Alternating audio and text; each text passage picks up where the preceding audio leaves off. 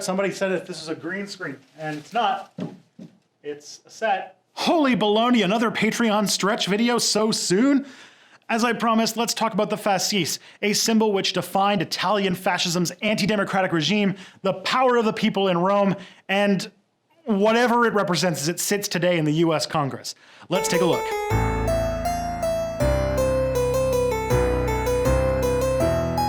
Hi, I'm Tristan Johnson, and this is Step Back History. Be sure to click the subscribe button as well as the bell notification to never miss a new Step Back video or live stream. You might have seen this symbol before, whether it be behind the Speaker of the House in Congress or emblazoned on a shield wielded by the Nazis in Charlottesville. Wait, really? Shields? Who the fuck these people think they're protecting themselves from? The Seljuks? The Fasces is a symbol going all the way back to, well, as far back as we can measure. To all those red pill high tea alphas, the Etruscans in ancient society in modern day Tuscany used the Fasces as a symbol to represent the feminine gods in prehistoric times. The word Fasces comes from Latin and is a symbol showing a bundle of sticks. Frequently, people place an axe inside with the blade sticking out, sometimes with a double-bladed axe. The Romans called it a bipenis. The Fasces is such a widespread symbol because of its adoption by the Romans. From the early kingdoms to the late empire, Romans used this symbol as a metaphor for the strength of Rome. One stick is fragile, but a bundle of sticks is strong. Strength through unity and whatnot. Another way Romans saw the Fasces was a symbol of the power of the state.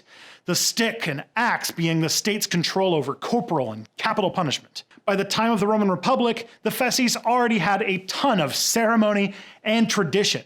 Various girths of Fasces belonged to different ranks of Roman leaders. A consul would have 12, a proconsul 11, a praetor 6, a propraetor 5, and the culiadeles 2. Sometimes in times of trouble, the Romans would put their democracy on hold and temporarily empower one person with unlimited authority.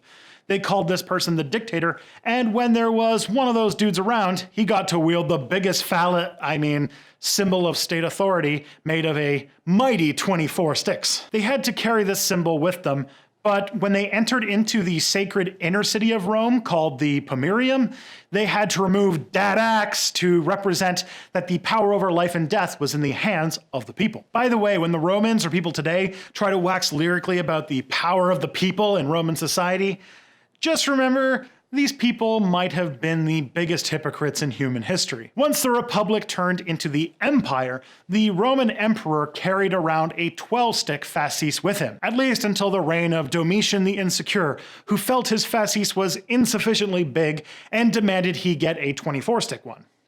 Sometimes, on special occasions like after a big victory, Roman leaders could put a laurel wreath on it to symbolize victory. They'd use it for events like military parades. As with many symbols like the eagle, the color purple, and using Latin to sound smart, leftovers from Roman times have been appropriated by various cultures to either place themselves as the successor to that empire or as fanboys of the values of the Roman Republic. For example, it was probably used for one purpose and then the other as both Louis XVI and Napoleon adopted it. It's all over Latin America, and the United States' government buildings and monuments have tons of them. Most notably, some Italian political groups adopted the Roman symbol. Some syndicalist groups like the Unione Sindacale Italiana use the Fasces as a sort of unifying symbol. Try to borrow a bit of that Roman Republic flavor. For a long time, the Italian word fascio could reference co-ops or unions. However, the symbol is more remembered as the official mascot for Benito Mussolini's fascist party. I've already talked about Mussolini and fascism in this video here, but it was a symbol of Roman nostalgia and to symbolize the power of the state. It's common in fascist movements to try and restore the state to a perceived point of greatness from the past. The vaguer the better. It seems, while the symbol of fascism in Germany has gained quite a stigma, see more on that here, fascism in Italy was a little too widespread to disappear like its Nazi swirl cousin. It seems to still remain as a symbol for government and collective power, and features on all sorts of heraldry. Heck, it was even on the US dime until 1945. However, and you knew you weren't going to get a Rome lecture without one of my low-T beta rants, did you? The far right have adopted the Fasces along with a lot of symbols from antiquity for decades now.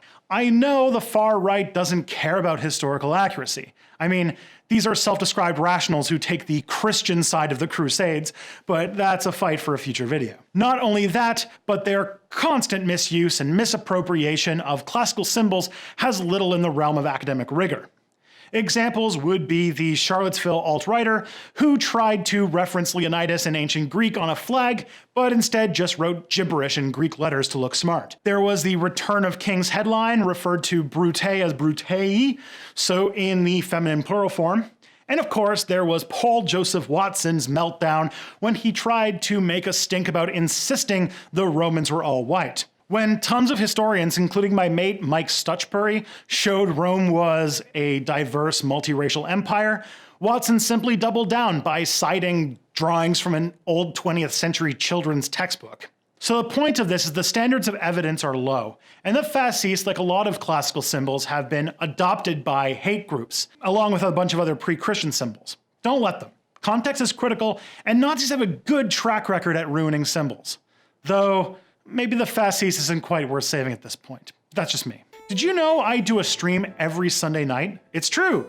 It's a show called So That Happened, and in it I hang out with Emperor Tigerstar and Cote from the Alternate History Hub. If a show like that piques your interest, you can find it at 7 p.m. Eastern every Sunday on the Alternate History Hub channel. I'd like to thank Avon McMaster and the wonderful folks at the Endless Knot for their help with this subject. Link to their History and Classics podcast in the doobly-doo. I'd also like to thank 12 Tone for the theme song.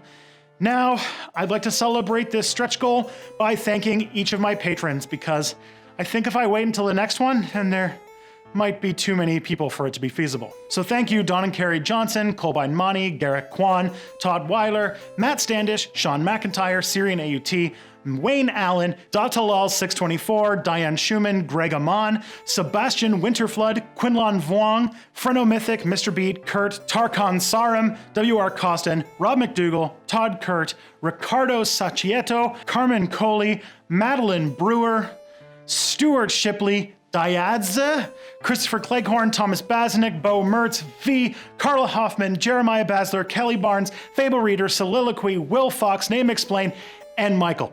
Thank you all very much. The next stretch goal is the Iranian Revolution, and you can make that video happen at patreon.com/stepbackhistory. Thank you all, and sit back tight for more Step Back.